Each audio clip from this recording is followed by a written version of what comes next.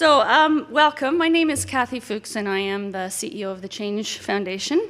Welcome to all of you in the room, and welcome to those of you who are joining us on the webcast today.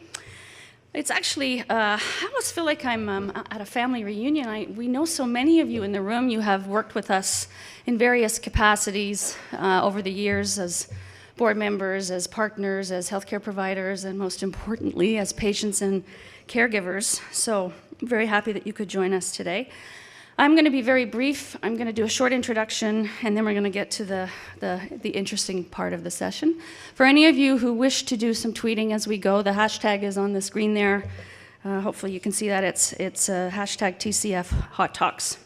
So we have three wonderful speakers this afternoon. I'll introduce them all now so that there's no jumping up and down as we move along for the presentations. Our keynote today is Heléna Herklots, who is the CEO of CarersUK, which is a national membership charity, obviously in the UK, with 6.5 million carers. She's actually been here since Sunday, so has had the opportunity to meet with a number of different organizations, and all of them have been sending emails about what a wonderful person she is, but what an interesting presentation she has to make. Secondly, we are then going to hear from Katherine Arnup, who, this is just what you would expect from Caregivers, is a writer, a life coach, a hospice volunteer, and also a retired university professor. So a woman who has a lot to say about being a caregiver. She's done it for a number of people in her family. And she also has a book, which I saw, I didn't know Katherine at the time, but the title was so amusing we had to have it. It's about caregiving, and it's called I Don't Have Time for This. And it's a compassionate guide to caring for your parents and yourself. And she is going to be selling them later outside and would be happy to sign a copy for you. And then we have Joshua Tepper, who is the President and Chief Executive Officer of Health Quality Ontario. And when I looked at his long bio and we asked him what should I say, he said, oh, just tell them to Google me online. So I'm not going to read this. So without further ado, Heléna. Try not to kill myself. You should be okay there. Thank you very much, Kathy, and hello everyone. It's absolutely lovely to be here, and what a fantastic setting for today. Can I start with some thank yous to Kathy and the Change Foundation team for the invitation and for hosting my visit, and to those of you I've met over the last few days. Thank you for the good conversations and discussions, the searching questions that have made me think a lot, and the very warm welcome. Can I also thank you for making my dad a very happy man? He was born in Canada and spent his first 5 formative years here, and I'm the first of his children to visit, so he sends you his very best wishes today. In my talk today, I'm going to outline the work of the charity I have the privilege of leading, CarersUK, and give you some examples of what we do to support carers, and how we work with government, with health and care services, and how carers are really at the heart of all we do. And a word on terminology. We refer to carers rather than caregivers. We mean the same thing, but I will use carers throughout my talk today. I'll then go on to outline some of the major policy and legislation in the UK before talking in a bit more detail about recent developments with the Care Act and some of the progress and some of the challenges that we've had.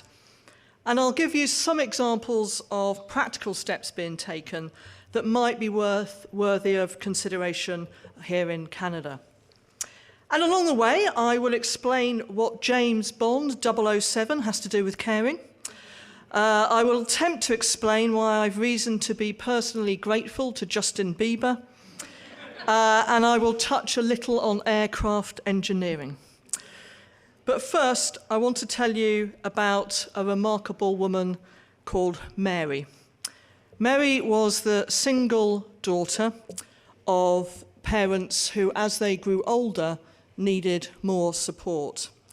She was a Congregationalist minister, a trailblazer in her day, one of the very first women to be ordained. And at the age of 31, she had to give up the work she loved to care for her elderly parents.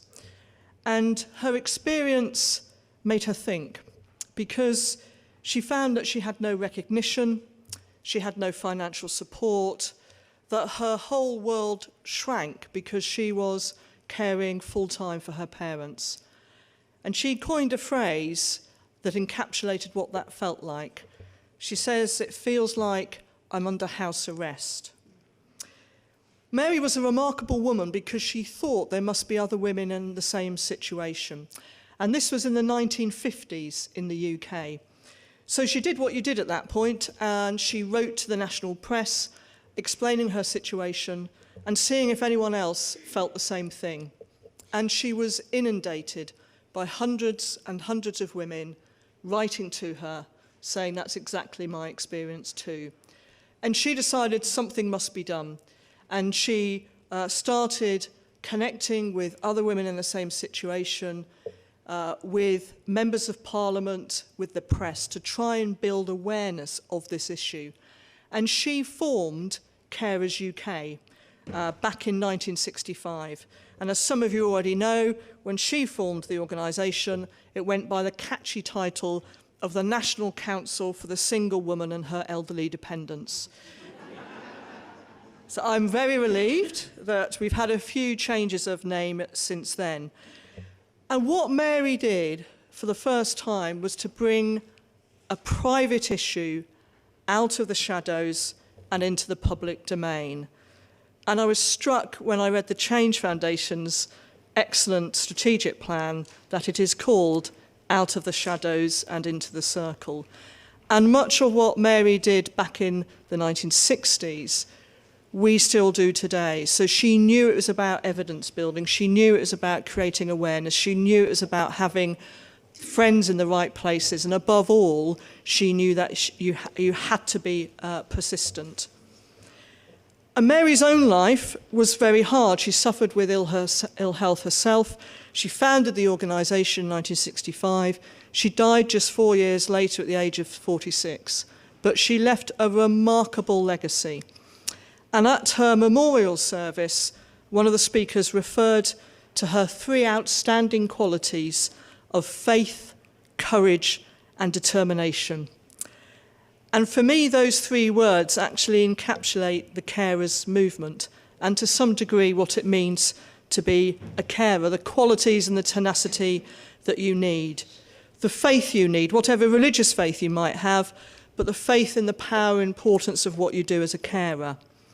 The courage you need, because caring can be tough and it can draw on every ounce of your strength. And you have to have the courage too often to fight for better support and care for the person you love. And determination to keep going, not to take no for an answer, and to change things for the better for all carers. So that's where our starting point is. So let me say a little bit more now about CarersUK.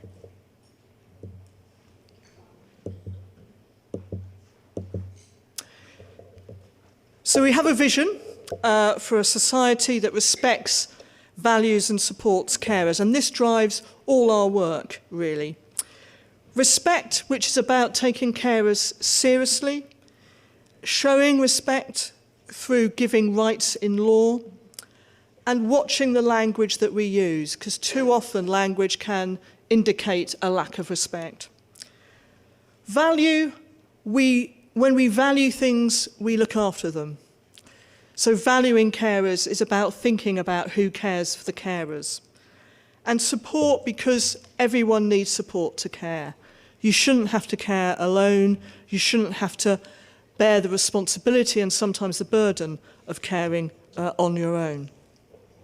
And as I said, we were started in 1965 by Mary Webster. There's a photo of her there. I've never been able to find out who the rather sinister gentlemen are behind her.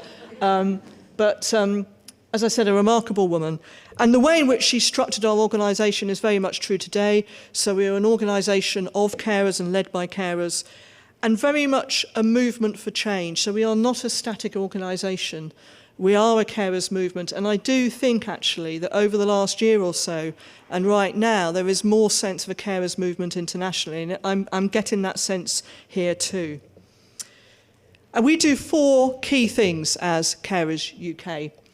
We give expert advice, information and support, so we run the only national advice line for carers in the UK, but increasingly that is also giving emotional support to carers too.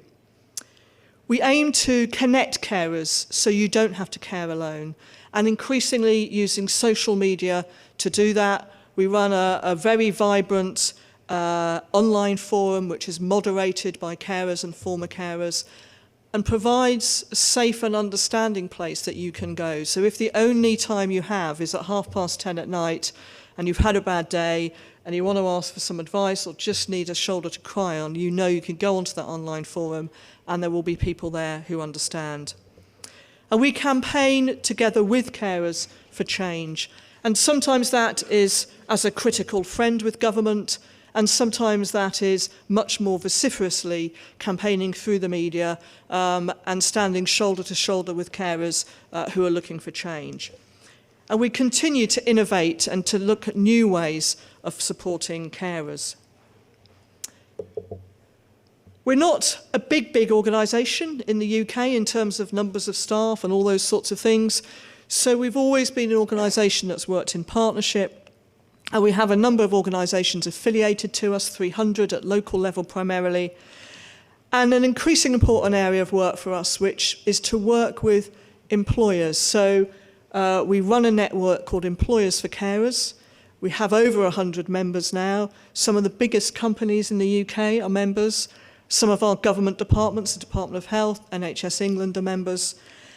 And that really responds to the fact that many people are juggling work and care, and we need understanding employers who have the right policies in place, the right culture in place, so it feels okay to ask for time off to look after your elderly mum with dementia. It feels okay to say, actually, I'm trying to sort out a load of hospital appointments for my disabled child. It feels okay to be able to say, I can't be here all the time. And those businesses that are members of Employers for Carers are doing it because they know it makes business sense. They know that they need those carers in work, they need to support them, and that actually it affects their bottom line if they lose carers because they aren't given the flexibility that they need. And we run 2 big awareness campaigns each year, and I know here, I think April the 5th is now your Caregivers Day, which is fantastic. We have a day called Carers Rights Day, which we hold every November or December. And this is all about letting people know about their rights as carers. And we're at CarersUK, we're at the centre of amazing work that other people are doing across the country. We have about 1,000 events that happen locally, so events run by community groups in public libraries, information stands in hospitals, photo exhibitions. We have very creative ways of encouraging people to come to events. So one group held an information day, but they had a fashion show at the same time to encourage people to come along.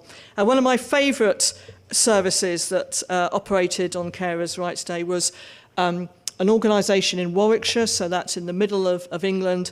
They're called Guidepost Carers Support. And they got a minibus, and they went round in the minibus giving information to people about looking after someone and people who were caring. And they called the minibus Basil, which stands for Benefits, Advice, Support, Information, and lots more. So just a sense of some of the creativity of what happens locally, often done by volunteers, often done by carers, who quite often say to me, if only I knew then what I know now. So Carers Rights Day is all about getting that information across to people. And Carers Week, which is a week-long event in June, which is partly about celebrating caring. It's actually saying, sharing caring stories, celebrating it, and using the week to draw attention to particular groups of carers. So we have a young carers day, we have an older carers day, we have a day that's particularly about work and caring. And this year, just last year, one of the major national radio stations covered Carers Week, and we know that meant that many people who had never thought they were a carer, they were just looking after someone, they were just being a husband or a father or a wife or a mother, heard a story that resonated with them, and for the first time they thought they weren't alone, that actually what they were going through, others were going through, and there is help out there, and there is an organisation and organisations that can help. And I still think breaking the isolation that many people feel is one of the major things that we can do as a first step to really make a difference. So in the UK, 6.5 million carers, and one of the pieces of work, one of the research pieces of work we've done over the years is to look at the economic value of that. So if you had to pay for that care to the equivalent of a home care, what would that look like? And the University of Sheffield have updated this number for us every so often and have now found it's worth £132 billion a year, which is about the same as the whole of the NHS in the UK. And here's the James Bond bit. It's 660 times the cost of the last James Bond movie, Spectre. So I was able to say to carers at our summit last year, if anyone ever says you're not worth much as a carer, you tell them you're worth 660 times more than James Bond in that movie. What was interesting was, and actually it came up in discussion today, this morning at the meeting I was at, how you get across the message really matters, doesn't it? And that kind of equivalence to a James Bond film actually got us coverage of that statistic we otherwise wouldn't have got. So it's a way of kind of how can we reach through, how can we make this relatable? It also gave me a huge thrill because I was quoted in the press under a picture of Daniel Craig, which can't be bad. That was a nice day. So a few little statistics about caring in the UK, and a lot of this is familiar to your experience here. The numbers of carers are rising quickly. So we have a census every 10 years. The last census results in 2011 showed the increase of 500,000. But what it also showed was increasing numbers of people, 1.5 million in the UK, caring for over 50 hours a week. And we know also from the census that if you're caring for 50 hours a week or more, you're twice as likely to be in poor health. So there's a real clear relationship between poor health and that extent of caring. The number of older carers are increasing rapidly, but in particular numbers of people over 85 who are caring. It's the fastest growing group of carers in the UK are people over 85 who themselves often have long-term care conditions. And every year in the UK, 2 million people start caring for someone, and nearly that number come to the end of their caring experience. So caring is something that's changing all the time, and it is right to say that all of us, at some point in our lives, will either be caring for someone or need that care ourselves. So this is one of the biggest issues any society is facing right now, and it needs a society-wide response. It needs to be embraced in the way that we've embraced some of the other big challenges that we're looking at as nations. So the way we've looked at how we support and deal with an ageing population, it is a huge, huge issue for all societies. Each year we conduct a survey of carers to find out how they're feeling about their circumstances.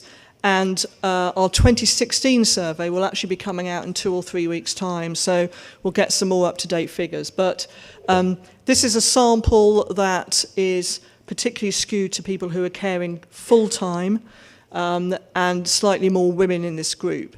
But you can see some of those issues around concern about the future and concern about health. We had a discussion with my board of trustees a while ago about, is there a collective noun for carers? And one of them said, I think it should be an exhaustion of carers. But another one said, which I think was terrific, it should be a commitment of carers, which I think kind of encapsulated it really, really well.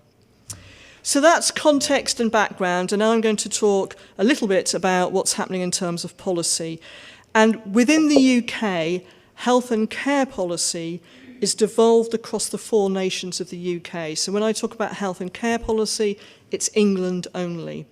There is very good work going on in Scotland, Wales and Northern Ireland, and in particular there's some very exciting work going on in Scotland where the Scottish Government see carers as a real priority. So if you have a moment to look on the internet, to look at what Carers Scotland are doing, there's some great work going on there. So we've had a kind of a policy journey and a legislative journey. And on the policy side, the key thing that the UK has done, and this actually has been UK-wide, which I think has been very powerful, is to have a cross-government carers strategy. It actually started back in 1999, and it's refreshed every so often. But what that seeks to do is to address all the issues that affect carers' lives. So not just health and care, but work, money, well-being, etc., to set a strategic framework for the future. On the legislative side, we've had a lot of legislation. I think in the UK, we tend to go down that route quite a lot. And as you can see from that slide, it's not just been about health and care, but it has been about issues of work, equality of opportunity, and right to request flexible working. So again, a very strong legislative framework that's been enormously helpful in advancing the carers' cause. And I'm going to talk about each of these more recent developments, looking at both care and health, which in England is separate. So the NHS runs the health service, which is generally free at the point of use, not always, but is not generally a means-tested service, and is run separately from our local care services, community care, home care, daycare, residential care, which is run by local government and is generally assessed and means-tested. So we have two systems, lots of work like here, I think, to try and integrate the two. The Care Act is a great piece of legislation, and it strengthens the rights and recognition of carers. In essence, what it does is to put carers on a par with disabled people in terms of the rights that carers have. And the key development here was to move from a situation where carers had the right to request an assessment of their needs to the situation we have in law now, where the local authority has a duty to assess carers and then a duty to provide support on the basis of that assessment. And that has been a major step forward. It came into force in April 2015. I'm sure you'll want to know how it's going, and that may be something we come to in discussion, but it's come in at a time of huge resource constraint. So it is very, very challenging at the moment. The other duties I'm not going to talk about now, but do ask me questions about. These are general duties in the Act for all groups of people, but are hugely helpful to carers as well. So, for example, the duty to provide information and advice. Information is incredibly important, so that duty is incredibly important to carers too.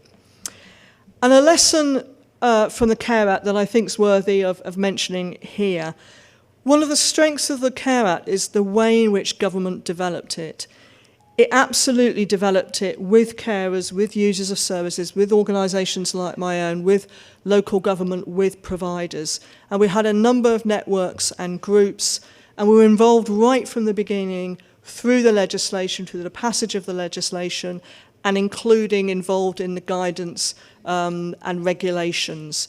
And I think that's been an incredibly powerful way of developing legislation, and I would recommend that, as I did this morning at a meeting, I would recommend that way of doing it. Just to give you an example, the government set up something which went by the rather ambitious title of the Care and Support Transformation Group, but the aim was that that group wouldn't work on the detail of the legislation, but it would try and make sure that the vision and spirit behind the legislation came through. And that group was chaired by me and the Minister. So a real example of kind of co-production and involving us from the beginning. And a key element of the Care Act, as I said, was carers' assessments, but the Care Act does not cover all carers. So we had a huge piece of work to do to ensure that young carers under the age of 18 and parent carers, both of whom are not covered by the Care Act, were covered by legislation and given the same rights. And it's the Department for Education that runs that element, so that's why we have 2 acts now, to try and make sure that there was no gap and that all carers were covered. Some issues that I'm sure will be familiar to you around kind of how we do these things in practice. And again, I'm not going to dwell on this now, but that may well come up in discussion.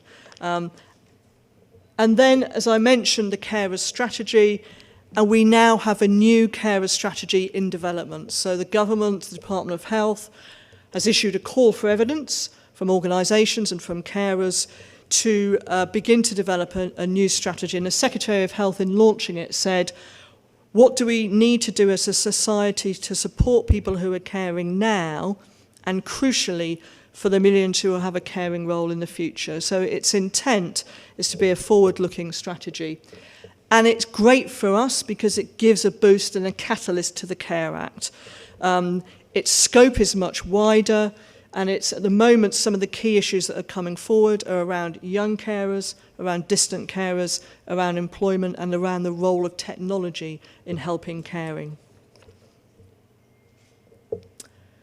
Huge issues, as I mentioned, around the implementation challenges of the Care Act.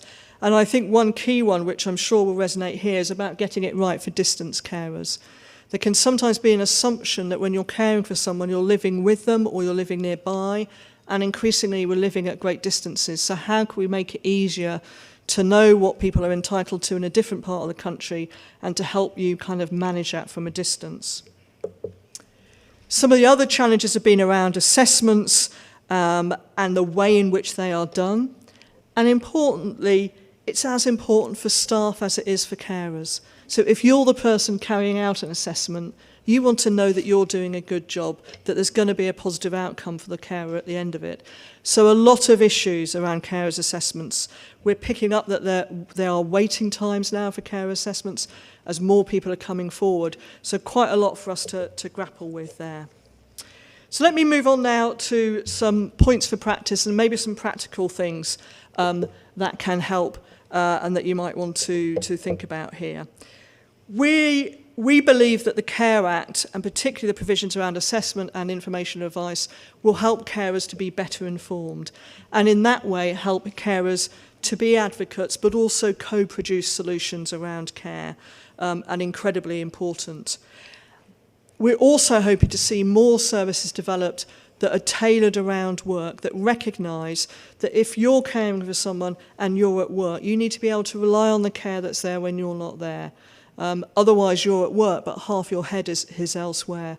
So we're hoping to see more development and more flexible services that fit more around carers rather than carers needing to fit around those services.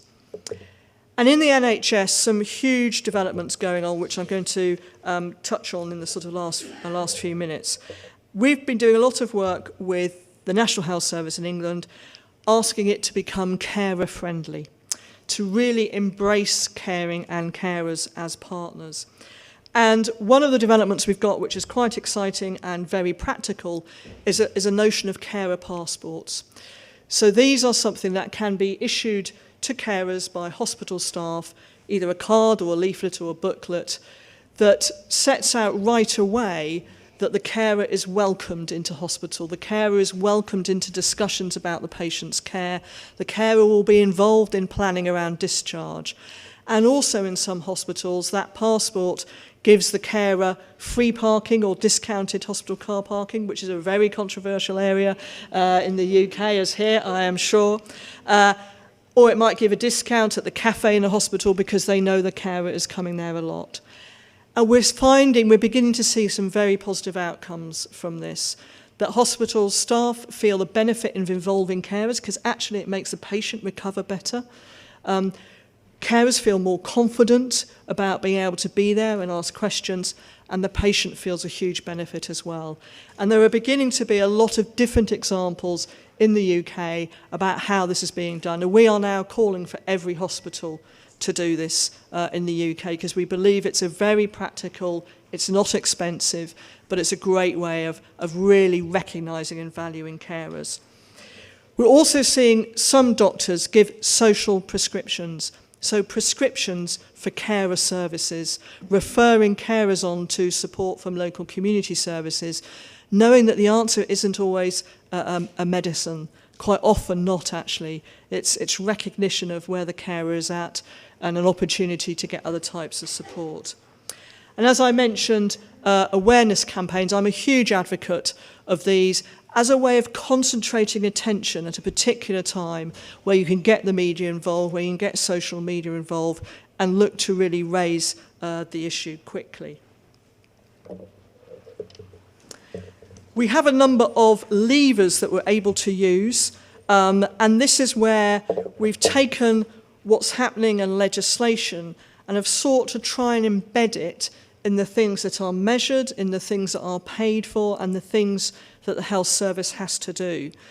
The NHS England, which has been really excellent, I think, in taking forward some of this work, has its own commitment to carers, and it has 37 objectives, which is quite a few, but it includes a commitment to work with carer organisations, to raise the profile of carers, to commission for carer services. So making some very clear statements about what it wants to do. And in what is called the NHS 5-year forward view, which sets a direction for the next 5 years, for the first time, a recognition of the critical role of carers. Carers make a critical and unappreciated contribution to the very sustainability of the NHS itself. As soon as the argument lands that the health service cannot sustain without supporting carers, I think you're a long way there in making the case. And the NHS mandate, which is what the government gives to the NHS each year in terms of its priorities, in this year now includes that the carers should routinely be identified and given access to information and advice about support available. And the commissioning and assessment frameworks and guidance again seek to include carers issues within those very strong assessment frameworks. So how have we done in creating awareness in the NHS of carers? Well, there are lots of ways to monitor this, but I have the Justin Bieber way of monitoring it. So I said I would mention why Justin Bieber. There was a choir that was set up in the NHS because morale was a little low, and they decided to record a song, and they decided to release it just before Christmas to see if it would get to #1 in our kind of top of the pops, as it were. And it's a mix of Bridge Over Troubled Water and a Coldplay song, and it's called Bridge Over You. It's a beautiful piece of music. And they were thinking they would like to donate the proceeds to a charity. And they were aware of the importance of carers. So they came onto our website and they saw the statistic that said carers are worth £132 billion a week. And they thought, well, we ought to donate some of the proceeds to CarersUK. But there was a battle for #1 between the NHS choir and Justin Bieber. And your Justin was winning. And then he tweeted that just for Christmas, his, what are they called? Believers? His believers should buy the NHS single and not his, and it got to #1. So I'm very grateful to Mr. Bieber for that. And not only were we quoted in press releases next to pictures of Daniel Craig, we also were quoted next to mentions of Justin Bieber. So you never know where this stuff is going to take you. So I want to actually finish now on a few thoughts, and I'll mention the aircraft engineering bit. It's incredibly difficult, isn't it, to effect significant change when actually running the system is so difficult. And when we were going through a lot of the work on the Care Act, one of the phrases we used was, it's like trying to re-engineer an aircraft in full flight. And it does feel like that. But it is, from my perspective, it is absolutely worth taking on that challenge. So some of the things that we've learned along the way. Co-production, so working with and across the different agencies, absolutely does work. And I would have to say I think our Department of Health has done that well and continues to do that. We don't always agree, but we have a mature discussion about those disagreements, and they do value our input. Involving carers early and right at the heart of any policy development isn't a nice to do, it's an essential to do, because otherwise you get it wrong. You need to ask the experts, and the experts are often the carers. Sometimes it can feel like you're taking 2 steps forward and 1 step back, but actually small steps do get you there. And there are some really practical things that you can do, whether it's carer passports or Basil the minibus or whatever it is. If you engage carers, and if I think you build capacity among carer organisations, then you start creating a movement for change. And at the heart of this, I think, is bringing carers' experiences and carers' stories right to the fore and centre ground, because it is that often moves mountains. And I've certainly been in a number of meetings with politicians or with journalists and started having a conversation with them. And you can see that light bulb moment where they suddenly think, oh my goodness, I'm a carer. Or my wife's been caring for my mother and I never thought about it in that way. And we need to make sure that the terminology that we use doesn't get in the way of what we're trying to do. So I will never say to someone, or rarely, are you a carer? I'll say, are you looking after someone? Are you worried about someone? We need to find routes into a conversation and get a narrative that really works.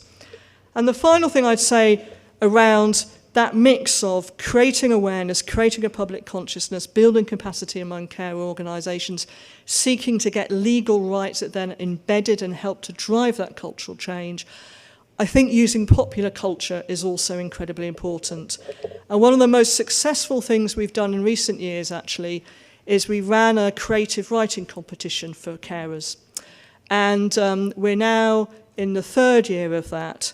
And I remember travelling back home on the train, reading the submissions, and I went through every emotion. I don't know what they thought in the train. They thought, my goodness, this woman's got a problem, because I was laughing, I was crying, I was sighing, I was nodding. I had no one sat next to me, by the way, because they obviously thought I was in a strange place. But incredibly powerful way of getting a message across, and also some of the letters we got about how carers felt, being able to maybe express for the first time how it felt. And also we encourage poets and published writers to come forward with their thoughts. So if I may, I'd like to end by reading you a poem from our first book of poetry by a wonderful woman called Heather Smith, who is a carer, and it's called a carer's prayer. It's quite short. Let me be kind when tiredness overwhelms my weary brain and turns my legs to lead. Let me be brave when truths must be conveyed, confronting the past and all things left unsaid. Let me fight on for you when various rules make nonsense of your rights and reinforce your fears. Grant me the stamina to speak and treat with fools, remaining calm when biting back the tears. Help me to know somehow that life goes on beyond this time of stress and sleepless nights. Help me to smile and love you in the midst of endless, pointless and exhausting fights. And when the caring ends, help me to be kind in my guilt and weariness to me. Thank you.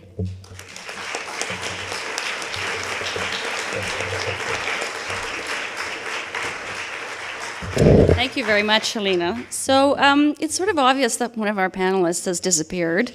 Unfortunately, he has a medical emergency with a colleague and is meeting the EMS at the hospital, so he's not coming back.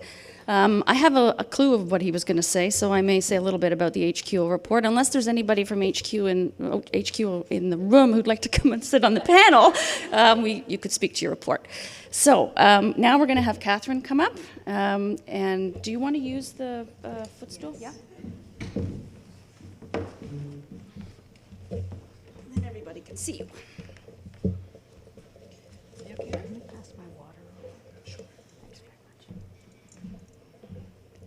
I'm going to try very hard not to fall off the little tiny pink footstool that I'm standing on. If you can imagine the kind of stool that, well, my granddaughter uses to wash her hands in the sink at my house. That's what I'm standing on right now. So, but I gather that they can't really see me otherwise, or you can't really see me. So here we go. I'm speaking largely from the point of view of caregivers and from my own experience as a caregiver over many years. And I'm going to start like this. Imagine that you're the parent of 2 young children, 7 and 1. Imagine you're teaching part-time at university while trying to complete your PhD thesis. Now imagine that your mother, just turned 71, suffers a massive brain aneurysm, her second in as many years, the difference being that this time the damage is devastating and irreversible. She has extensive paralysis and will never walk again. She has aphasia and can't make herself understood. She is incontinent and unable to feed herself. She will need 24-hour care for the rest of her life. Your father tells you and your sisters that he cannot keep her at home. You're horrified at first, but in time realize that he was right. She lives for another 17 years, outliving your father by 14 months. After a brief stint at a rehab hospital, she's declared a poor bet for rehabilitation. She's been there for 3 weeks. A family meeting is called. Your mother is included, though she has little idea of what is going on. She will need to be moved soon, the social worker tells you. Chronic care. You hear warehousing, not something you're prepared to do to your mother. Your eldest sister offers to take her in for the summer. Her teenage daughters will be off school and can help take care of their grandmother. You agree to meet again to discuss what to do, but this buys a little time. Your mother lives with your sister for 11 years. Her children graduate from high school, leave home to go to university. Your sister injures her back from all the transfers. Eventually, she suffers a breakdown, and you need to meet urgently to come up with Plan B. Meanwhile, your 92-year-old father develops myelodysplastic syndrome. After a week in hospital after a heart attack, the doctors are ready to release him. He lives alone in an apartment and is weak from lying in bed all this time. I'm sure among the 3 of you, you girls can take care of him, the doctor says. You live in a different city, you still have 2 children at home, and a demanding job. Your middle sister is dead. Your youngest sister now has MS, and your eldest still cares for your mother, now in a care facility. No, you say, I don't think that's going to work. They offer no alternatives. We are fortunate in that we could hire help to come in. My father locks them out, and so it goes. I'd like to tell you that we were an exceptionally unlucky family, plagued with the problems of Job-like proportions. Certainly some days it felt like that. But the truth is that we were a pretty typical family, facing the challenges of illness, disability, and dying, in a healthcare system and social safety net that still relies on the presence of women in the home to care for the sick and disabled family members, even though there is no one home. A version of this story is repeated day after day in homes and doctors' offices, emergency rooms, and long-term care facilities across the country. And today I'm going to talk to you about the emotional, psychological, and spiritual costs of family caregiving. I'll talk about some of the myths of caregiving, and I'll offer some reflections on the ways in which the healthcare system, policymakers, and the wider society can support family caregivers. Before I begin, though, I want to get a sense of who is here in the room today. So I'd like you to stand if you are actively providing care right now for someone. And that doesn't mean you live with them necessarily, but that you're providing care in some way, in that broader sense. Could you please stand up and remain standing? Just stay there. Thank you. Now please stand up and join those people if you've been a caregiver during your lifetime. Now stand up if you anticipate caring for someone you love in the not-so-distant future. Take a look around. As you can see, you're clearly in very good company. You are all part of this conversation, not just as healthcare providers or policymakers. You're a daughter, a son, a brother, a spouse, and you have been or will be a caregiver yourself. Thank you, and you can sit down.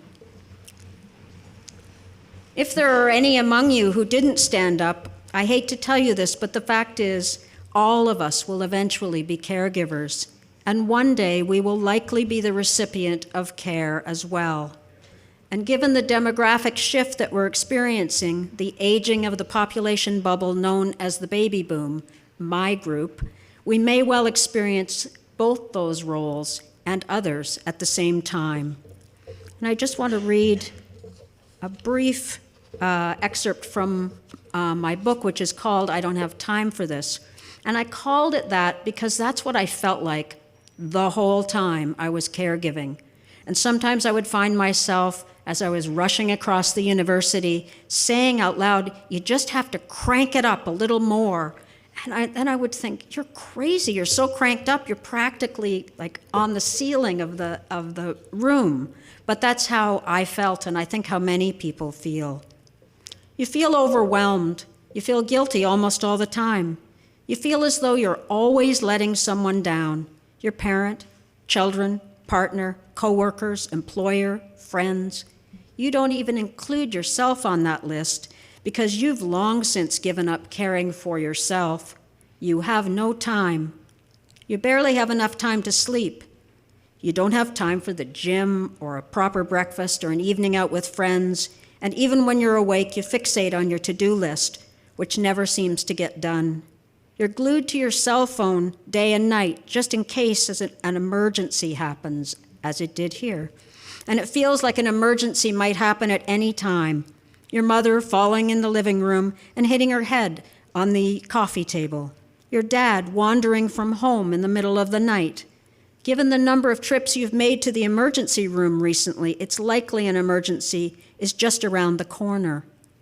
Even though you have friends in a similar position, still you feel alone. You're too ashamed to admit that you're not coping. You've always been so organized, so capable. Your nickname is Planner Girl. That was my nickname. Not anymore. You joke that the term multitasking was invented for you, but now you've lost the ability to focus.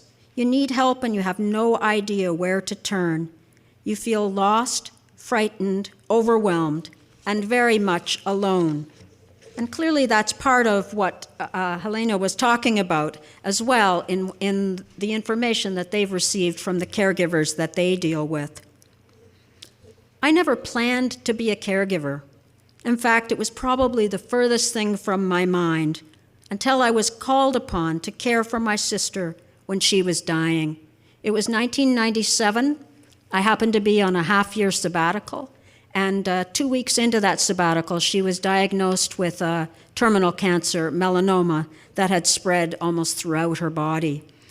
I immediately changed any plans I had and started commuting to Toronto from Ottawa, where I was teaching, or where I was working, to care for her. It wasn't an easy fit for me, although she was my closest sister. We were middle children and very, very close. But I was someone who was terrified of death. I didn't even so much like illness, but I especially didn't like dying or death. And I had to find a way to get over those fears, and they were immense, in order to provide the care and advocacy and love that she needed. And I was able to do that, and I say to people, love is what let me do that. Because people would ask me, I remember especially then, how did you do that? And I would just say, we love each other so much. Obviously, there is more to it than that. But that's how I would know what she needed. That's how I could fight for what she needed, and how I could deal with organizing my family and the caregivers eventually we needed, and advocate with the doctors and all the rest of it. And when she died 6 months later, she said to me just before she died, you're going to be an expert at this by the time you're done with me. And we joked like that all the time. And I would say, maybe, but I don't want to learn it from you. But of course, that is exactly what happened. And 4 years later, I became a hospice volunteer at a residential hospice near my home. And I've been there for almost 15 years now in the residential facility, providing care in the way that my sister taught me, and helping family and dying people, but especially family members, come to terms with what's happening in their lives. What makes caregiving so challenging? Maybe it sounds like a dumb question, but I think it's worth parsing it a little bit. Living through the loss, illness, and death of a family member or friend is difficult at the best of times, but the emotional and psychological impacts are greatly exacerbated by what I call the myths of caregiving. So I want to talk just for a moment about what some of those myths are and how they affect the lives of caregivers. It's very hot up here. Thanks. Myth number 1, caregiving is natural. Natural. You don't have to learn to be a caregiver, especially if you're a woman. It more or less comes with the territory. Just like we automatically know how to care for babies because of our maternal instinct. So we know how to care for our loved ones. Now, don't get me started on the myths of the maternal instinct. It was the subject of my PhD thesis and my first book. Suffice to say, when I had my first baby at 32, I really had no idea which end was up. I hadn't been exposed to babies when I was growing up, and there weren't any siblings or aunts or my mother around to help me out. It's much the same with caregiving. In earlier times, people probably learned how to care for others, whether babies or elderly grandparents, by watching their own parents and family going about the business of providing care and helping them from an early age. But those days when multiple generations lived and worked and cared together are largely gone today, and we lack role models or mentors to teach us how to provide care. Myth number 2, caregiving is easy. There's really nothing to it. Well, tell that to the wife whose husband has been sent home 2 days after major surgery with tubes and drains sticking out of him and wounds that need care and medications to monitor. Shorter hospital stays, as we all know, have resulted in family caregivers providing increasingly complex medical tasks at home with little or no help. Myth number 3, caregiving isn't really work, it's a labor of love. Well, love, as I've said, may be part of the reason or all of the reason that we provide care. It doesn't remove the sheer amount of physical, emotional, and psychic work that's involved. Like being the mother of a baby or a small child, providing care can be a 24-hour job with middle-of-the-night wakings, an unpredictable schedule and life, and multiple competing demands. Myth number 4, caregiving should be free because it's a labor of love. Like caring for children, caring for the sick and elderly and disabled in our society is barely, if ever, remunerated. Those who do care for pay are among the most poorly paid, the lowest cost care provider, a person, usually a woman, who does the complex, intimate, and exhausting work of caring for others, and often at a speed that leaves little time for human connection or dignity. Taken together, these myths serve to create and support a culture that undervalues caregiving, taking it for granted as an extension of maternal and homemaking roles. Small wonder caregivers often report feeling exhausted, unappreciated, and especially invisible. It's hard to ask for help when society is telling you that what you do is easy and does not constitute work. Maybe worst of all, these myths can increase caregivers' isolation from one another and from the wider world, as Heléna has already spoken about. So often we're afraid to tell other people that we're having a difficult time for fear they'll judge us. We're terrified they'll think we're complainers or that we're not as competent and together as we seem to be. So we put on a mask and tell people we have it all together and everything is just fine, when really we may be just barely or not even coping. And that's where, to some degree, the caregiver support networks that are being created can help people if they are willing to engage with that network because they realize that they're not alone. People who are caring for someone, whether it's in their own home or their parents' retirement community across town or across the country, need and deserve our respect, support, and compassion. And we as a community must begin to challenge those myths about caregiving.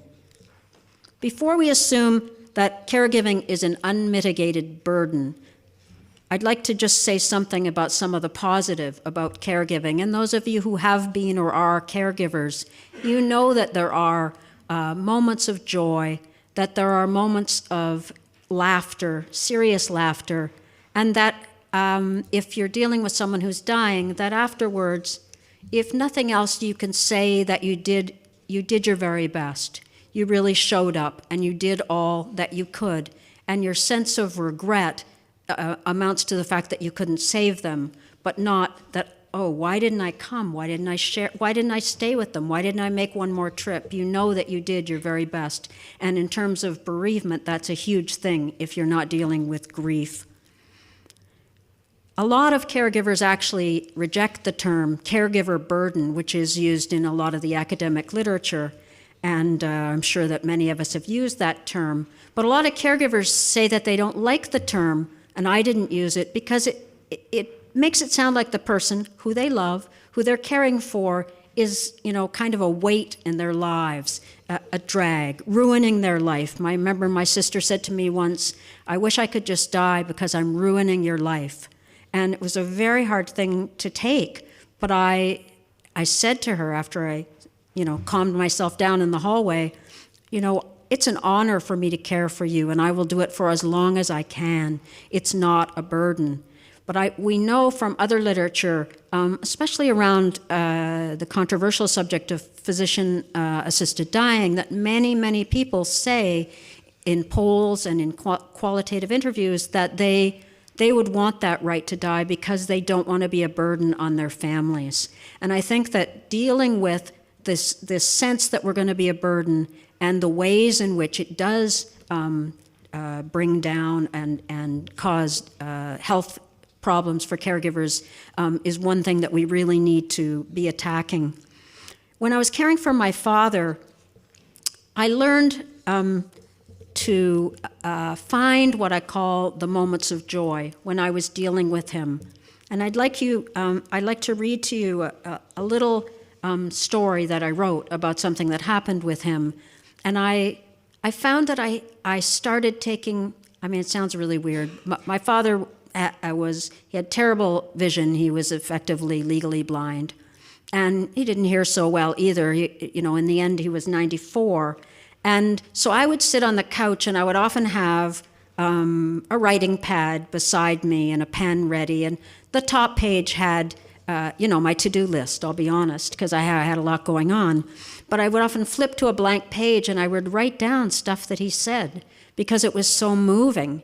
And because he talked slowly, he always did, I was able to get it word for word. And so I started noticing some of the really poignant things that he said, and also the moments that we had together. And I wanted to just read one for you, because this moment came in an unexpected way. I had to visit my father. He was in Toronto, and I was in Ottawa, so I would come down, usually for the weekend. And I would do things for him often. That's what he wanted. And he would usually send me to the mall. But this day he said, "No, I don't have anything I need." And then he said, "I have a request I've been too embarrassed to make." "Oh," I said, "what is it?" "I'd like you to cut my toenails. I can't bend over to reach them anymore, and they're getting uncomfortably long." "Where do you want me to do that?" I asked, trying to hide my unease. "In the bathroom," he said. In the middle of the night, when I wasn't sleeping, I amused myself by deciding I would soak my feet while sitting on the bath seat. He went into the bathroom to prepare himself, and when he called my name, I joined him. I don't think I had ever been in the bathroom at the same time as my father before. When I walked in, he was sitting on the edge of the bathtub, his feet resting on a large brown towel. His gray cotton pant legs were rolled up above his knees to reveal dozens of purple and blue bruises on intensely veined, thin white legs. "Do you need anything, Dad?" "Bring me a bowl of water," he said. "You can use the dishpan under the sink. It's not getting much use these days." I came back with the square brown plastic dishpan and proceeded to fill it with warm, soapy water. I set it down in front of him.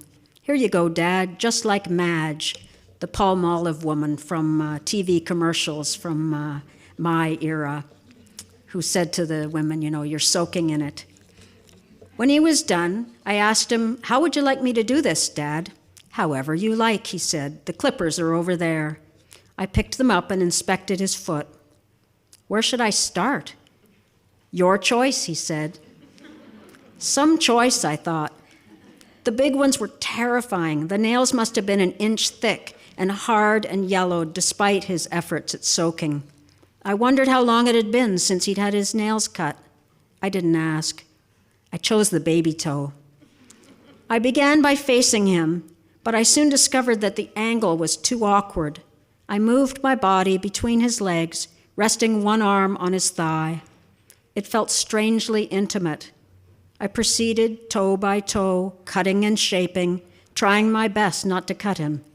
Left foot, then right, one toe at a time. "Well, Dad," I said, moving towards the door to inspect my handiwork, "I think we're done. How do you like them?" "Perfect," he said, and then, not missing a beat, he added, "Do you paint toenails as well?" All these years later, I still smile as I remember my father's wry humor, relieving any discomfort I might have felt. It was his own particular understated humor that I both miss and cherish all at once. So I think that we need to help one another to remember those things. And as people who might not be caring, but who are friends with someone, listen to the stories because they really need to tell them. They need to tell the hard ones, but they need to tell these very touching stories, very poignant stories as well. So I want to talk just a little bit about what we can do to dispel some of these myths and provide caregivers with the support that they need.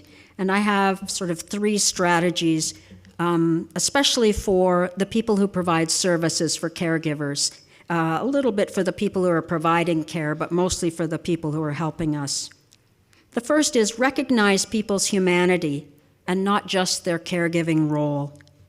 Caregivers do serve a vital role in society and in the lives of the people they care for, but they are much more than that. Most likely, they are also employees or employers, students, teachers, nurses, bus drivers, and restaurant servers. They may be mothers or fathers, brothers or sisters, in addition to their caregiving role. And I think of a few examples. One is the young man that I met last year who became the primary caregiver for his brother after their mother died in 2012. You may have heard of them. Their names are Jesse and Corey Van Essen. And Corey is the one who cares for Jesse, who has multiple disabilities. Corey is 21 and Jesse is 23. Corey supports the household with his job at a car rental agency and provides care for his brother along with his own girlfriend. And they are amazing. They've been on CBC and they've raised money for the Rotary programs because Jesse goes to those programs during the day, which enables Corey to go to work. But we don't think of young people as being caregivers. And as a professor for many years, I also encountered many young people who were caregivers themselves, especially for their parents, but sometimes for their grandparents. And if I didn't pay attention to my students and notice, say, that somebody had been absent surprisingly or was looking really exhausted, especially in a small group, I could notice this.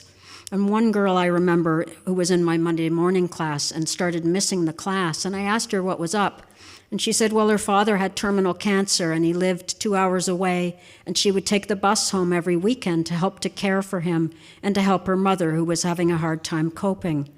He died during that term, and I was able to get her exemptions on her final exams, which were coming up. And I never would have known that if I hadn't paid attention to just the signs of, there was something up, and to ask her what was up. And we see that with people that we work with and that we know. Maybe we even know they're caregiving for their mother or their father, but ask them.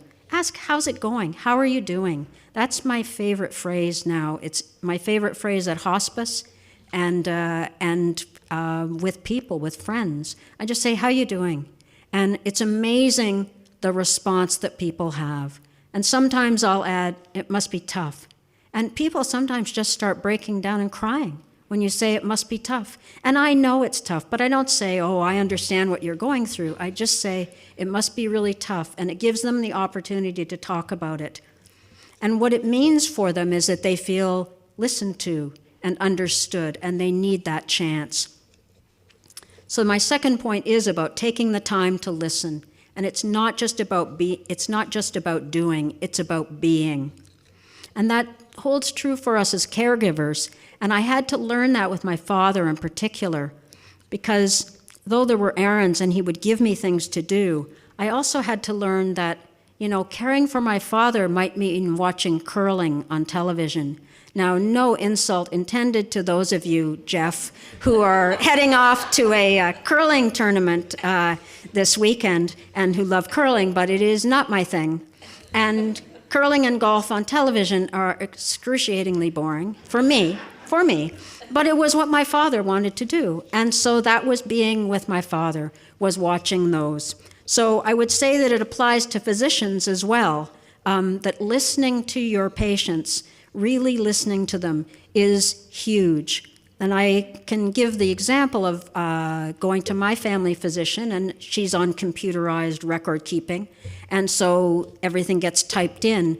But when she's talking to me, she will turn away from the computer and look right at me and listen to me. And I know that she's listening to what I say, but also how I look, if I'm looking away, if I seem tired. She's able to see that because she's not just looking at her computer, and she makes the time. I feel that she has the time to listen to me, and I feel understood, and that's huge for me.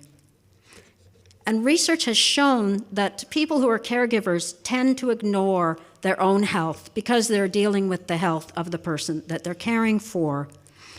What this provides us with, I think, is an opportunity, because when you are taking your parents or your loved one, whoever it is, your daughter or your partner, to the doctor as a caregiver, there's an opportunity there for that physician to notice you as well. You might not be their patient, but you might be. Even if you're not their patient, ask them how they're doing and listen. Or if you're their doctor as well and they say, I need some sleeping pills, ask them what's up, how's it going? Because they might need sleeping pills, and that might be something good that you want to give them for occasional use. But really, they're telling you, I need help, and I don't know where to go. So there may be ways, obviously there's a policy issue of doctors having time to do this, but we have to find the ways either that physicians have it, or that nurse practitioners or social workers or coaches, not someone necessarily with an MD, who can meet with the caregiver maybe and talk about some of the problems that they're having and steer them in some directions. What would a caring society look like? This is my final point here. I'm not talking about paying lip service to caregivers or telling them that they're saints for taking care of their parents. It is not a helpful thing to be told that you're a saint, whether you're a caregiver or for your child with severe disabilities or a hospice volunteer, because people tell me that all the time. We're not saints. We're doing what we're called upon to do, what we need to do.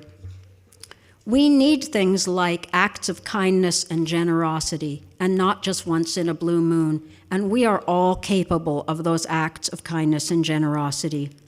We can embody this in how we interact with people we encounter all the time. The woman at the cash in the supermarket who's been off work caring for her mother, the waitress at your favorite pub whose husband has to have open heart surgery, the colleague whose daughter is in the hospital. Ask them how they're doing and really listen to the answer.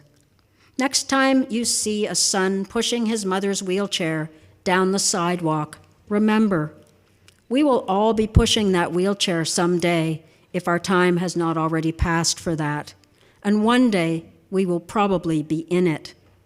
Together, let's create a truly compassionate and caring society where we can all thrive. Thank you.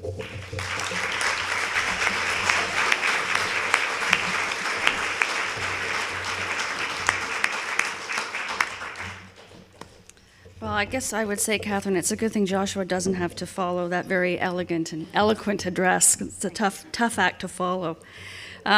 I would then just like to take a minute to talk about Health Quality Ontario's report on caregivers. If you haven't seen it, obviously I don't have the slides, so I can't run through any data, but essentially they produced an excellent report at the beginning of April, not August, that looked at the increasing stress that Ontario caregivers are feeling, shared a number of stories that caregivers had shared with the agency, and talked about a number of sort of policy steps that we need to take here in Ontario. So if you haven't seen it, it's on their website.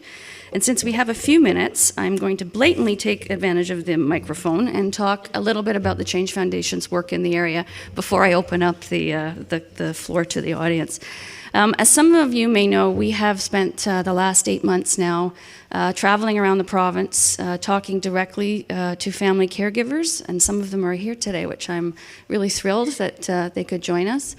We asked them how they were feeling.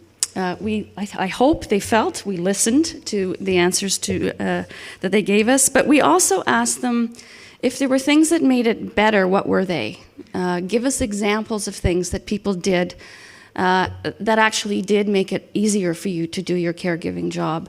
And if the answer to that question was there wasn't anything, and that was an answer many times over and over, we then asked, well, try to envision what would. So we have quite a lot of data on what people said it would make things easier for them, which we're going to use to design some opportunities in the fall for organizations that are interested in working differently with their family caregivers. The other thing we did, though, because we felt we needed to be balanced on this, is to talk to frontline staff and healthcare providers and ask them, not why aren't you working with families, ask them what gets in the way. And we had some really interesting responses from rural medicine physicians, PSW, nurses, case managers who said, we know they're distressed and we don't know what to give them. We don't know how to help them. And if we ask the question, we don't have anything to offer. So we're really hoping in the fall, and if you're interested in following our progress, we'll have lots of reports and data coming out over the next 3 months or so. And we are going to have, as I said, some opportunities for partnership for organizations who truly would like to model this relationship differently with family members. So having said that, we can open it up to questions. I think we have a microphone that will be handed around if you would like to ask a question. If you don't want to do it yourself, if you'd like to write it down, I can read it from the podium, or you can, Catherine, wave your hand. You can give it to Catherine here at the front, who will give it to me. While you're thinking about questions, I actually would like to ask both of you, and Catherine, you started on this at the very end of your talk. For an organization like ours who is thinking of trying to create these relationships with healthcare providers, it's a very specific niche that we're in, and we recognize that that's not the only thing that caregivers have to deal with. Were there things that you saw that you felt were helpful for you and Heléna, people in your organization, or things that you would like to see, so that we can, essentially, we want your advice on, if we were going to create this relationship with healthcare system, where would we start? Catherine, do you want to start? I do think about physicians in particular, and family physicians, because they're often the ones who see caregivers and their families. And so speaking to groups of family physicians, finding ways to get in to talk at medical schools, to upcoming doctors about this. What I can say in terms of things that worked for us, my father was fortunate in that he had a great family physician, and he was at Sunnybrook, and he was, I think, the head of the family practice there. And my father really respected him and loved him, and he really liked my dad. So they had a wonderful relationship, and he explained one time when I was there, he said to my dad, I'm kind of the quarterback. And you've got all these specialists, your heart person and your hematologist and the other people you see, but I'm your quarterback, and I'm going to be managing and organizing your care and making the plans. And for my dad, that meant so much because, the guy was 94, and he was with it, but still, it was a lot of going around to different units in the hospital and that kind of thing, and knowing that he could come back to his doctor made a huge difference. And also the doctor engaged with me as well. And in fact, I had his email and I could send him questions. And we got to know each other and are still in contact now. So it meant a lot to me. So rather than him saying, oh, well, go home with your daughter and she'll take care of everything, it was a very different approach. I would say that I felt like I was on the team that he was quarterbacking. And so I would think that kind of model, if we can start to get that kind of model going, and I think for physicians on the other side, I mean, it's so much more satisfying to have that than the feeling that, oh my gosh, I don't have an answer. The other thing I'd say to that comment, I love that comment. I don't have anything I can offer, but to me, I hear I don't have an answer. Some things don't have an answer. You know, people being listened to, people being understood, people being told, yeah, it's really tough, or being pointed in the direction of a group, maybe, or a caregiver group, or a cancer clinic that they can go to, whatever it is, for support. I think that means much more, that we're not asking the doctor to fix us or to fix the problem. We're there asking, for some support and understanding. Thank you. Heléna? Thank you. Can I just say, it's a great speech, by the way. Loved it. Brilliant. Thank you. It's very moving. You might be wondering why I didn't stand up. I thought I might trip over, which is why I didn't stand up when you asked. But I think there's a few things that can be done, both at a sort of system level and at an individual level. Can you hear me okay with this mic? Is that okay? I think so. When I've chatted with carers about this, one of the things they've said is that one of the most powerful questions they get asked by a doctor is, and how are you? When they've gone in with an issue to do with the person they're caring for. So one of the things we've actually been doing more of is trying to work with medical schools about the training of doctors, and to get in early, and often with groups of carers who can talk about what it's like and what it feels like. And I think that is very powerful. We've also done some work with the Royal College of General Practitioners in the UK to try and create carer champions amongst GPs, so leaders in their own professions who we can work with and who will really champion the issue. And that's been, it's patchy, I would say, in terms of how successful it is, but I think it's certainly a good one to try.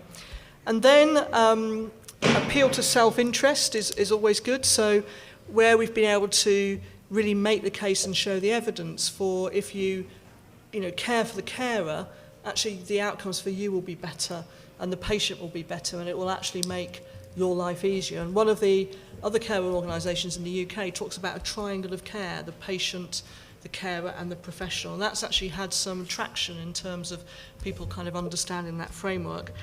And then one of the things that was built into the doctors' contracts was actually about keeping a register at primary care level, at local GP level, a register of carers.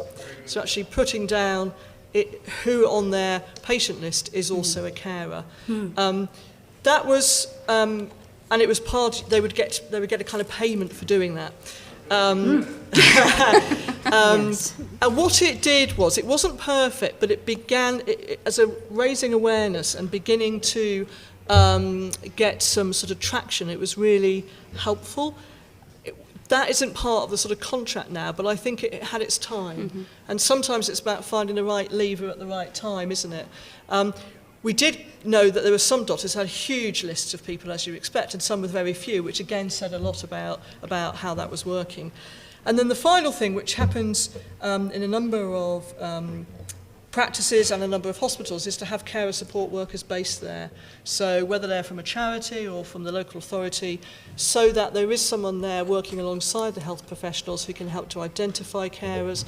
And when the health professional is saying, well, okay, I understand that there's a carer here with all these problems, but I don't know how to help, they've actually got someone immediately they can talk to and refer to, because otherwise it can feel like you've asked the question and opened that can, and then you don't know what to do about it. Exactly. Yeah, that's great. It's interesting you both mentioned training and curriculum, because one of the comments that really stuck with us from one of our sessions with rural medicine residents was, we have a module on how to deliver bad news, and that's really the only time we talk about family members. It's kind of striking. Wow. So let me survey the room. Stephanie, can you just bring the microphone up to Lisa, please? Hi, I'm Lisa Levin. I chair the Ontario Caregiver Coalition. And thank you both so much for your really inspiring talks. I feel so inspired to hear about what's going on in the UK and that we can really do so much in Ontario. And Catherine, you just hit all the points of caregiving. It was really great. And thank you, Kathy, for organizing all of this. So my question is about mentoring. So Catherine, you mentioned how you didn't really feel that there's good role models out there, especially with families not being, or at least those who've been in Canada for many generations, not being intergenerational. And so I was wondering, Heléna, if there are any programs in the UK for mentoring.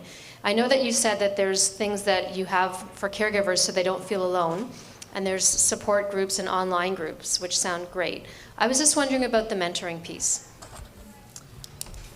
Yeah, there are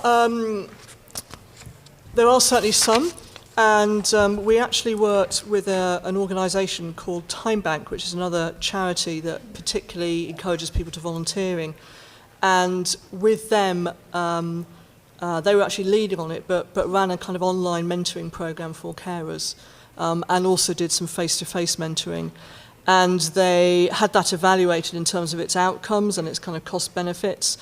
And I think it was a really interesting program.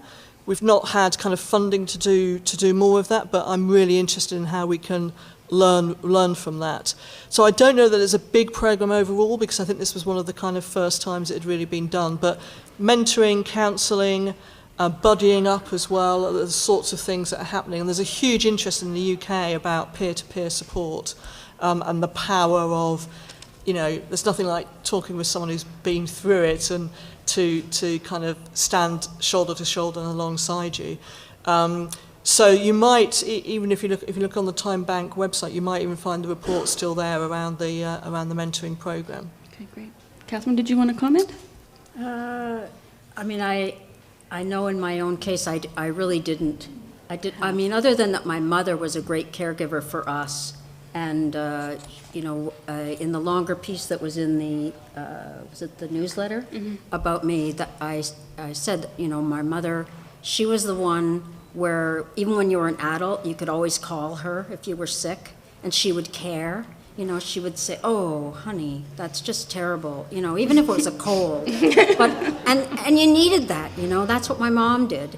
And if you needed more, she would come. I can remember her at the hospital picking me up after things, and she cared for my sister when she first got melanoma and nursed her back to health after her horrible surgery. That's the kind of thing she could do and for us. And when she got sick, when she had her aneurysm, it was really, really difficult for us because, we both said, who's going to do this for us? And then, we promised that we would do it for each other. Then Carol got sick, and I was doing it for her. And one of the questions she asked me was, who's going to do this for you when you get sick? And it was really hard when she asked me that one because, we both knew it should be her, right? We'd made this promise. And so we certainly taught each other a lot. I would say my mentor in caregiving was Carol, my sister. And I think that sometimes the person who is being cared for can teach you a lot if you're not rushing, if you're listening to them because they know what they need. So. Can I just build on that, because I think there is a real interdependency in the caring relationship, isn't there? And I think sometimes the line between who is caring and who's cared for is not an obvious line. And I know when my dad was my mum's full-time carer for many years, and I was the kind of backup. And I was talking to him about the experience a couple of years ago, and he said, I wasn't the carer. Your mum was the caring one. I learnt it from her. And I think it is a hugely interdependent relationship, and we do need to identify carers and caregivers in order to give the support, but also recognise the interdependency, I think. And that goes to that, what I was saying about the burden, the notion of the burden, and that, I mean, interdependency is something that I think about a lot, because I think we have a horror of dependency in our culture, and that's, you know, to some degree, that's why people don't want to talk about caregiving, because they're afraid for when they become dependent. Well, they're sure they won't become dependent, but then they're afraid of it. And I think thinking about interdependence and the ways in which we are interdependent throughout our lives, really, it's not some moment where, oh, and now I'm the dependent person. We are interdependent throughout our lives, and we do caregiving throughout our lives, and I think there's a value in being able to see that. It's not some moment. Okay. It's 1, and then 2, Hi. and then 3. Go ahead. I'm Cynthia Clark from the Ontario Family Caregiver Advisory Network, and I have a question about, and this network is for addictions and mental health. I have a question about research, and I know that evidence is important when you're talking to different levels of government about support and resources. There doesn't seem to be a lot of research that I have been able to find on education for caregivers and the return on investment. There's a lot about caregiver burden. And there seems to be a consensus of it's huge, it's great, and whatever. But the reason I'm saying this is that I do teach I give workshops. My son has schizophrenia, my father has Alzheimer's, and I have been in kind of the business of giving workshops, educating people how to best help someone who have mental health and addiction issues. And I see a tremendous return on investment because we are caregivers, but no one gives us the tools to do our job as caregivers when there are serious issues within the family. And so I'm just asking, do you know of any research that says education tools have been given to caregivers in whatever area, and as a result, we have seen a return on investment for doing that? No. Unfortunately. You see me probably racking my brains.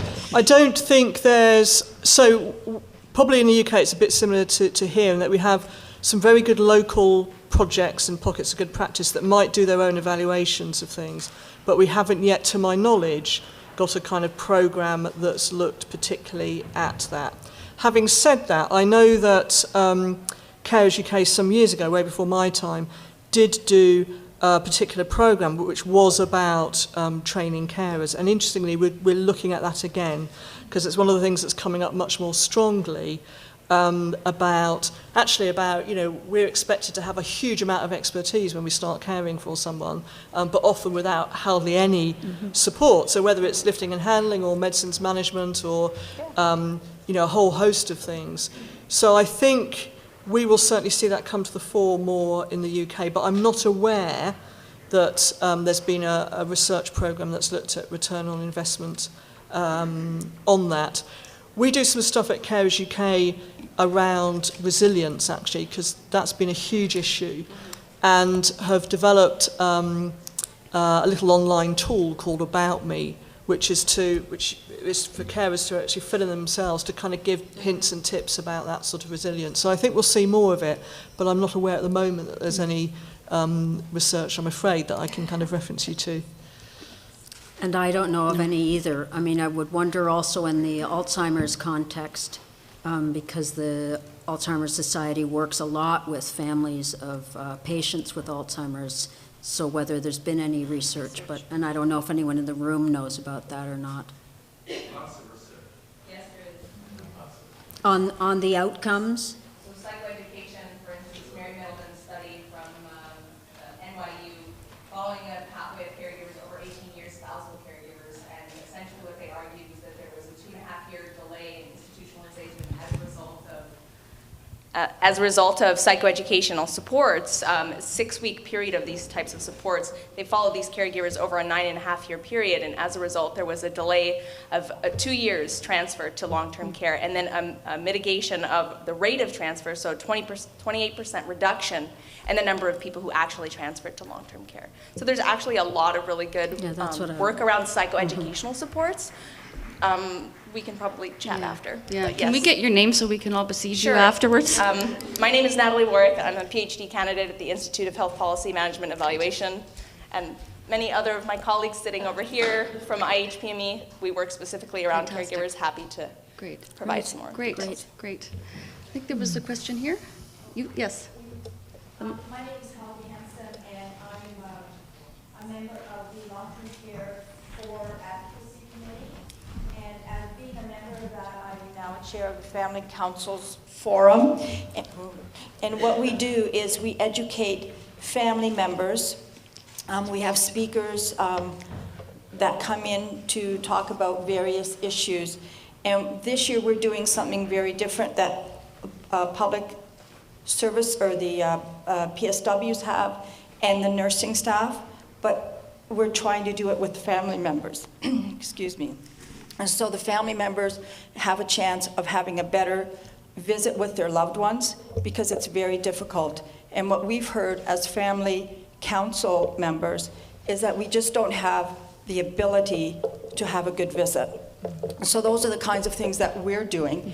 And again, I was going to ask about information about caregivers and also training for caregivers that they can have the same kind of training as the service providers do. The other issue is that we don't know what's available out there. It is so difficult. It's so hard to get that information.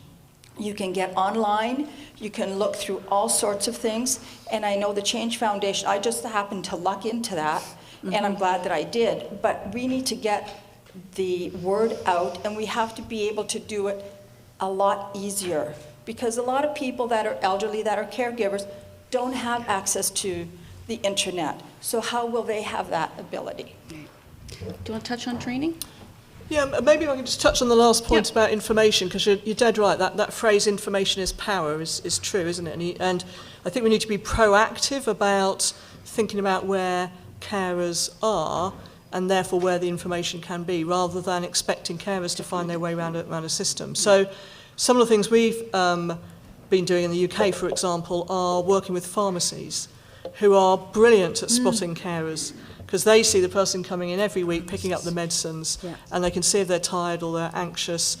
And sometimes the pharmacist feels like a safer person to have a conversation with. So thinking around those places that carers go and what information can be there, whether it's a leaflet or a kind of a phone number, but an opportunity to link that carer in. And actually, that's been pretty successful.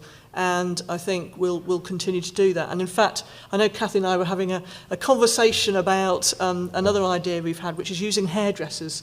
Because actually... It's not a joke. You tell your hairdresser a lot. And quite often they will actually know what's going on in your life and if you're struggling or whatever. So can we think really imaginatively, not just about the kind of, the kind of health and care places to go, but where do you go and where do you have conversations and where do you listen? And can we get information there? Can we create an understanding? We've been doing some work in the UK about carer-friendly communities, which is exactly that. We're just thinking how powerful it would be if, all the hairdressers actually knew, for example, that, if someone starts having a conversation that they're struggling to cope, I've got a leaflet here that I can give them as a first step to leading them somewhere. And on the training, I think it is an issue that comes up. Interesting, it's also a slightly controversial issue sometimes, because carers will say, well, okay, so you're going to give me all this training. You're giving me the same training that you give that person over there who's paid to do this job. So I think there's also has to be an understanding about what, and a caution about what we expect carers to do as well. So yes, training and support, but know if that means, from my perspective, know if that means you're just piling more and more and more onto them without other support around them. Catherine? Catherine, did you want to? Catherine, did you want to tackle this one? I mean, I would just say, as an aside, really, since I've written the book, which came out last year, about my caregiving experiences, I've become so attuned to people who are caregivers that, and I kind of can't help myself now, you know. So I might be at a coffee shop, or let's face it, I might be at my favorite pub, and you know, and I spot someone. I mean, I can hear, or maybe the woman comes in or the man comes in with their mother on Sunday, and you can just see there's some struggle going on. And you know, sometimes, well, if I'm sitting near them, then I might say something about, oh, you know, I can see that you're a caregiver.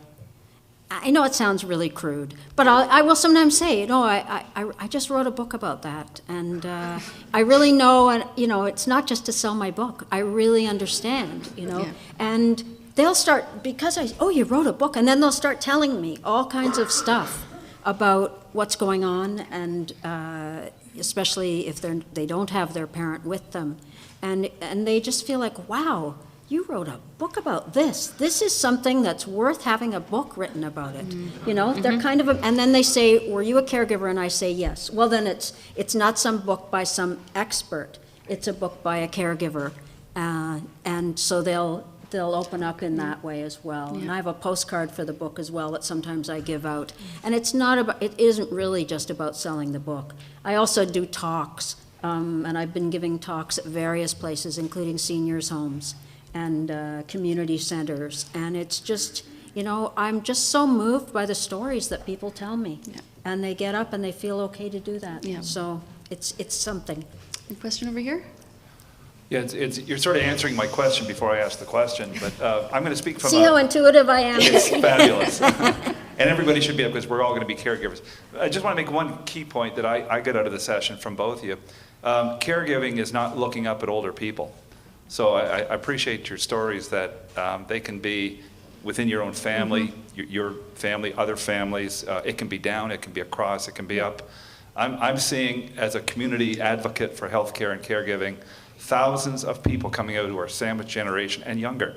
I'm seeing 30-year-olds come out caring for their 60-year-old parents, but their grandparents are okay. And I guess as you talk about these things, the hairdresser is sort of where my question was going. From a community perspective, we have a responsibility to learn that we are going to be caregivers, and yet we all wait for that moment, and then we panic. So I heard, you know, some of your ideas with James Bond, Justin Bieber, and the hairdresser. These are incredibly creative community thoughts that behind the metrics, behind the research, behind the integration with health, the general community needs some pretty straightforward talk about, and I think it's through your stories, of what needs to happen and what needs to continue. So I just would encourage everybody here to, you know, while you're focused on caregivers and health connection, go back to your neighbor in the community. How do you explain to them what resources available or what caregiving in very simple terms might be? And you've already started the conversation, so thank you. Thanks. So I think we have a question from the online. So we need the mic, and while Stephanie's moving over towards Catherine, one of the things we heard a lot about, and I think you referenced it in your talk, is that people don't use the term caregivers. So that's not what they think of themselves as. So even when we were advertising, you know, to come to a meeting about caregivers, they're like, that's not me. Yes, it is you. So even that recognition of the term, and we have a paper that we've just published by Ms. Sarah Sharkani here about exactly her experience when she had to look after her husband with an illness, and how she didn't see herself as a caregiver, she saw herself as a wife. It's a very good piece of work, and it's on our website. It is good. This question is from our webcast. It's targeted to Heléna, but I think also open to anyone who can answer this. They say that it sounds like we would really benefit in Ontario from having a network of people who know about this research, who are involved in various programs, and who really want to continue this conversation about caregivers, caregiver support. Do you have suggestions on how we can kind of bring this together? The Ontario Caregiver Coalition would be the place. So if you can type back Lisa's email, we'll sort that one out. And then I think the woman behind has a question here. You. She's answering on. My name is Naomi D'Souza, and I've been a caregiver from 2004 to 12 with my father and mother. You have to use the in mic. long-term Yeah, care. that's it. And because of what my experiences were there, about 4 years ago, I founded an organization, the Family Council Networks of Ontario, and we meet once a month. What I was going to respond to Catherine was that she talked. You have to use the mic, Oh, Naomi. sorry, Yeah. sorry. A burden on society and things. My concern in advocating for physician-assisted dying is for the indignity if you're living alone and you end up in long-term care. It is a terrible place to be in.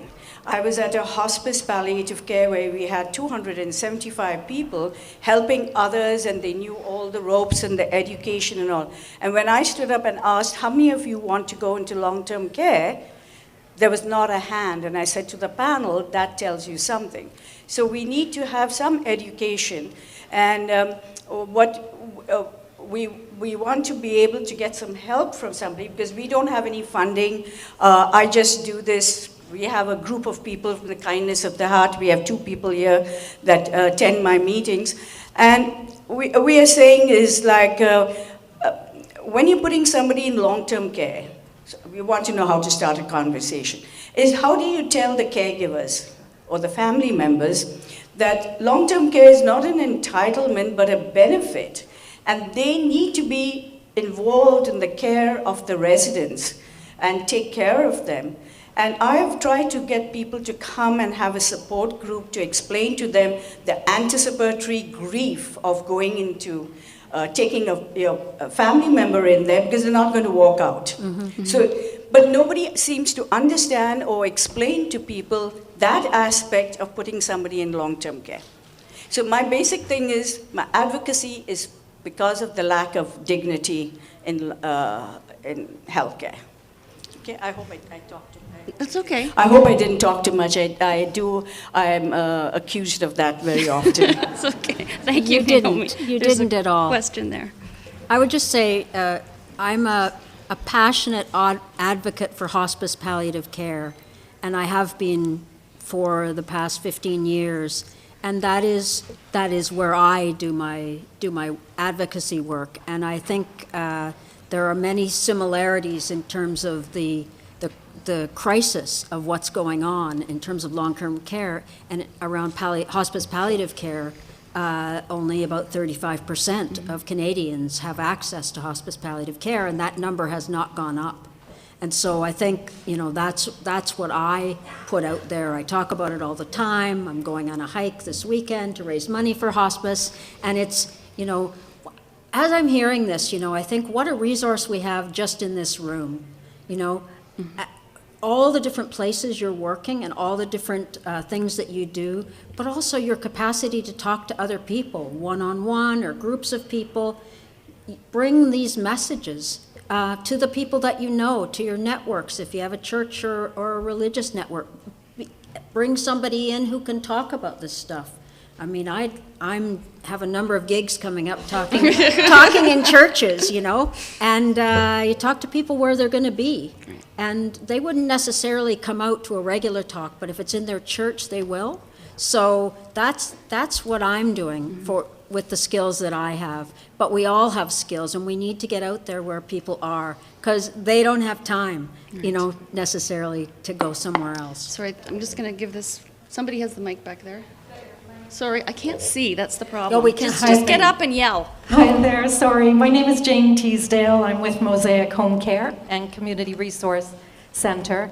And I certainly understand, Heléna, what you were talking about is getting the information out to the families. And I think somebody had mentioned that, family caregivers who are not on the internet and seniors who are looking after husbands or wives, where do they get this information?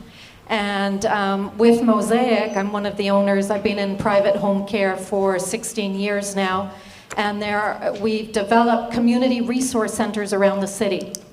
And not in office buildings. We've created one in a community setting in a mall, So individuals can come in, they're asking questions. There's information from all different services, from CCAC to geriatric care managers, to people to come in to cut your hair, foot care, walking programs, community programs. This is what people need. This is what we need to do here in Canada, is work together as a community to have these community hubs so people can access this information. We also host educational events, which then benefit the family caregiver coming out. We've also done a partnership with the Alzheimer's Society of York Region, running a First Link Memory Cafe and support group. So these are the things that we need to put in place and start working together. And libraries are another place to have information and resources. And you know, today I was dealing with a family that came in, 2 sisters who are dealing with their mom. They don't know what to do. And so I was able to pass that information to somebody that I know that has expertise. Actually, she's sitting here, Audrey Miller from Elder Caring Inc. And families also need to know about these navigators out there that will help them, that will take the stress off. And in the States, families are hiring navigators, social workers, geriatric care managers. Here in Canada, families aren't paying for that, so they're all over the place. They don't know where to go. So that is a big help for families, is getting the right information, education from people that are expertise. Thank you. Thank you. We've got time for one more. It could be the last question. Maybe 2, we'll see. Okay. So further to Natalie's point about research that's coming out in terms of benefits of supporting caregivers, the Alzheimer's Society, you mentioned the First Link program. This is something that at point of diagnosis, when a care recipient gets the diagnosis of dementia, that they get a prescription written by the doctor that's not for a pill, but it's for, may I please link you up to the Alzheimer's Society?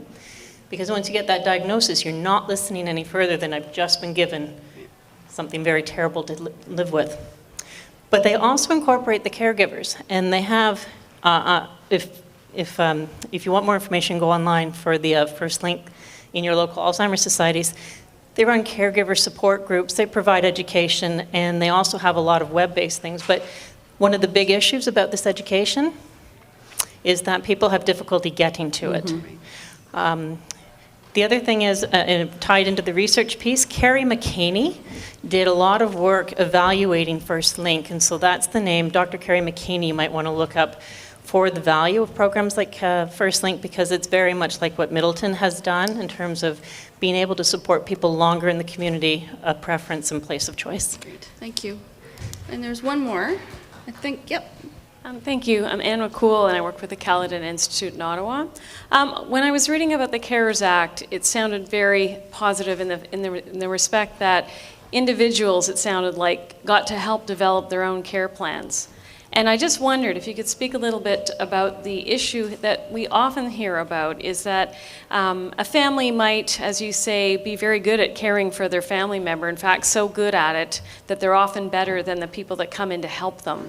Situations, for example, where a family member might be doing a medical, sort of a medical procedure, and then are informed that, well, no, you can't do that. That falls under the rubric of medical. So, because also we have a continuity problem with the providers of care, the family might find themselves in the situation where it's a new nurse, she doesn't quite understand this catheterization procedure, so the family member ends up being the person who trains the medical person, which is kind of the reverse of what you were saying before, but it's a reality. So I just wondered, within the CARE Act and the following out of it and the rolling out of it, whether or not there's any sort of thought given or process given to ensure continuity of care and family selection of caregivers or care providers?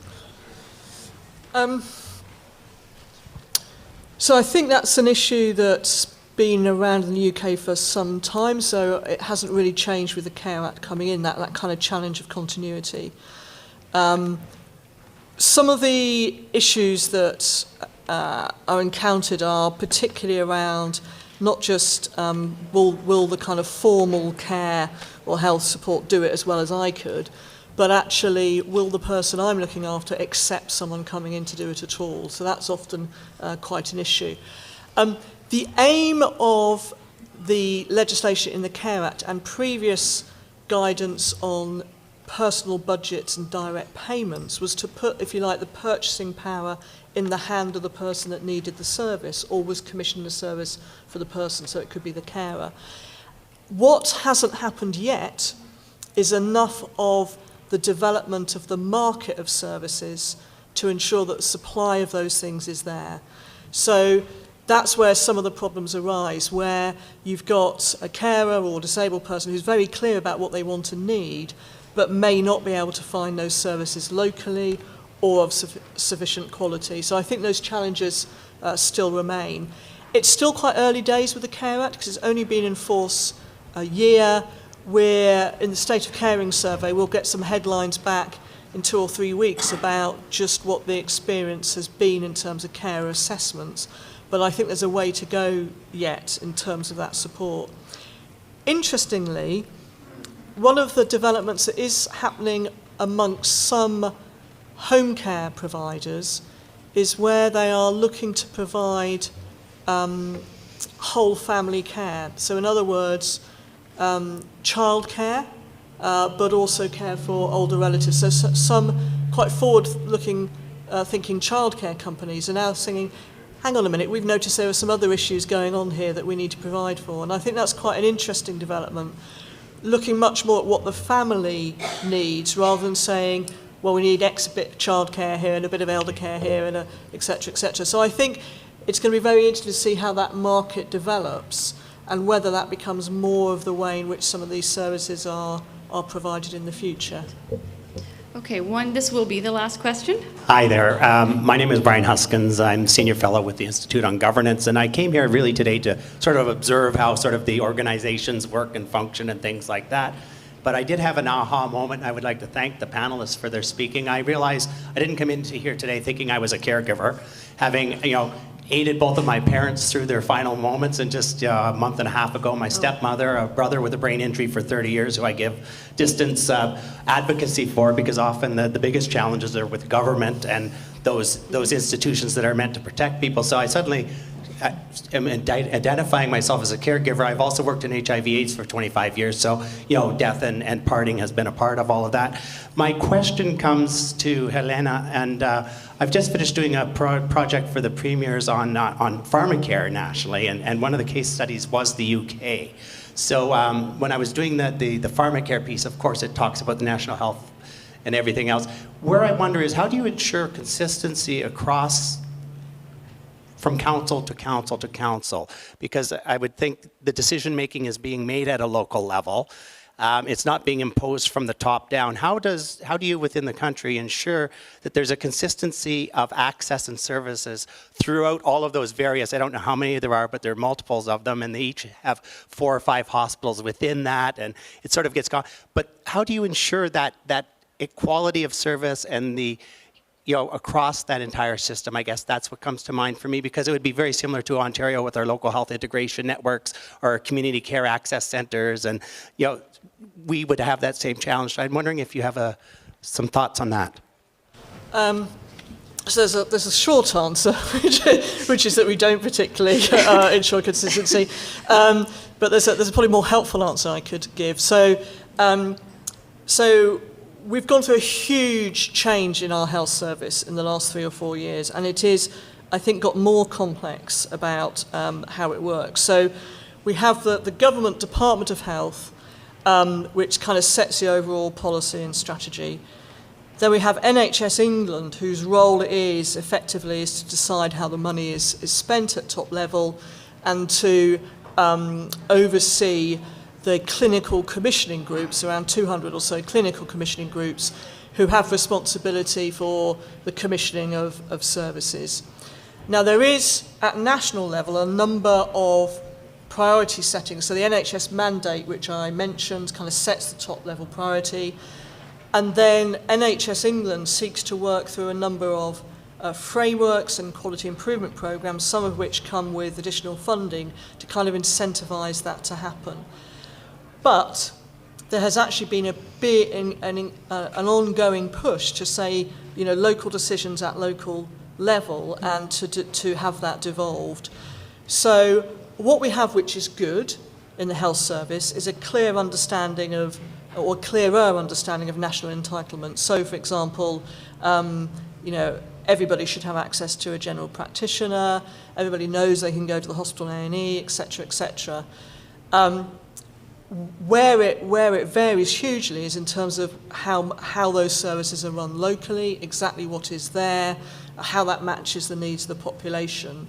So that's the health side. And then you've got the care side, which is run by local government, about 150 local authorities in England. And again, they have a different kind of framework. And there will be inconsistency between different local authorities. So just to make that a little bit better, there is now a huge amount of work to try and integrate health and care in England, and more work going on to try and set very clear strategic commissioning decisions at local level through something called health and wellbeing boards. But there are 150 health and wellbeing boards. So I think I'm saying in the long answer that we do have some of those same challenges as you do here.